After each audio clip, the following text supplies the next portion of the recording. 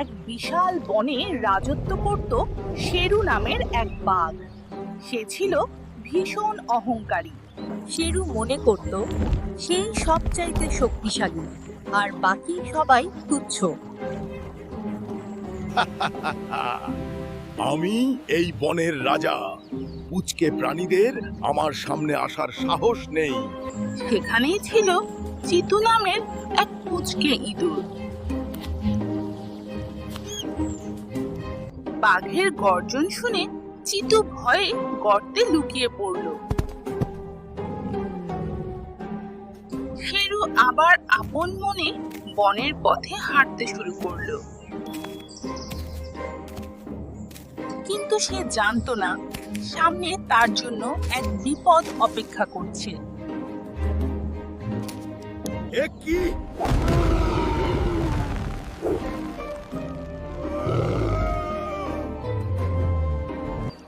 বাঁচাও, আমাকে কেউ বাঁচাও, এই জাল থেকে আমি বের হতে পারছি না।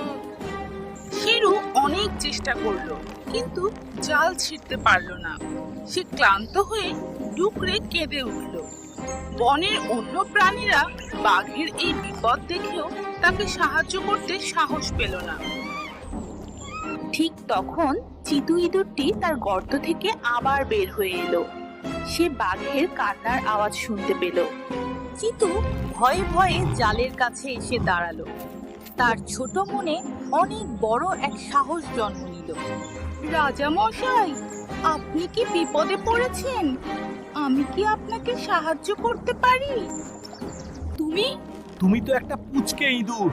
হাতি গন্ডার আমাকে বাঁচাতে পারলো না, আর তুমি আসবে জাল কাটতে? যাও এখান থেকে। চিতু কোনো কথা না শুনে দ্রুত গাছে চড়তে শুরু করলো। সে দড়ির কাছে পৌঁছে গেল। সে জানতো তার দাঁত অনেক ধারালো।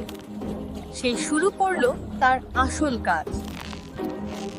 চিতু তার ছোট ছোট ধারালো দাঁত দিয়ে জালের মোটা দড়িগুলো কাটতে শুরু করলো। ধীরে ধীরে জালের বাঁধন আলগা হতে থাকলো। শেরু অবাক হয়ে চেয়ে রইল। হঠাৎ জালের দড়ি ছিঁড়ে গিয়ে শেরু মাটিতে আছড়ে পড়ল। ছেঁড়া জালের ভেতর থেকে শেরু হামাগুড়ি দিয়ে বেরিয়ে এলো। মুক্ত হয়ে শেরু বুক ভরে শ্বাস নিল। আজ সে অনেক বড় এক বিপদ থেকে বেঁচে গেল। চিতু ইঁদুরটি গাছ থেকে নিচে নেমে বাঘের সামনে এসে দাঁড়ালো।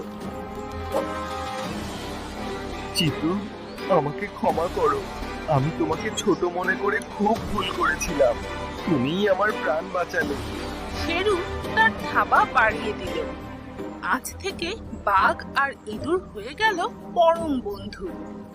দুই বন্ধু মিলে মনের আনন্দে বনে ঘুরে বেড়াতে লাগলো আর গল্প করতে লাগলো। কিন্তু তাদের এই আনন্দ বেশিক্ষণ টিকলো না। সেই নিষ্ঠুর শিকারী আবার ফিরে এলো। এবার সে একটি বড় লোহার খাঁচা নিয়ে এসেছে বাঘটিকে বন্দি করার জন্য। ওরে বাবা, এবার তো আমি নিশ্চিত খাঁচায় বন্দি হব। আমি এখন কি করব চিতু? ভয় পাবেন না রাজা মশাই। আপনি আমার বন্ধু, আপনাকে বাঁচানোর দায়িত্ব এখন আমার। কিন্তু তার সব ইঁদুর বন্ধুদের এক হওয়ার জন্য ডাক দিল। মুহূর্তের মধ্যে শত শত ইঁদুর সেখানে হাজির হয়ে গেল। ইঁদুর বাহিনী বীর বিক্রমে সেই নিষ্ঠুর শিকারীর দিকে এগিয়ে চলল। আরে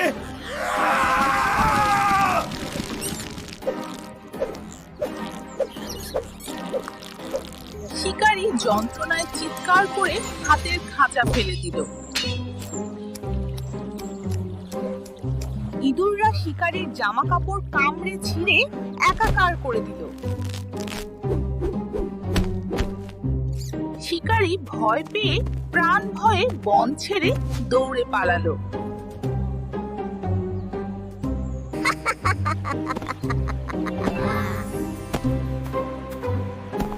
আমরা জিতে গেছি চিতু।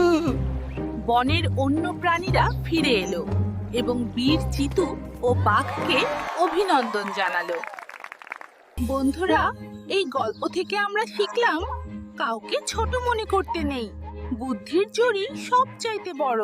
টাটা। আবার দেখা হবে। বন্ধুরা, ভিডিওটি ভালো লাগলে লাইক ও সাবস্ক্রাইব করো। টাটা।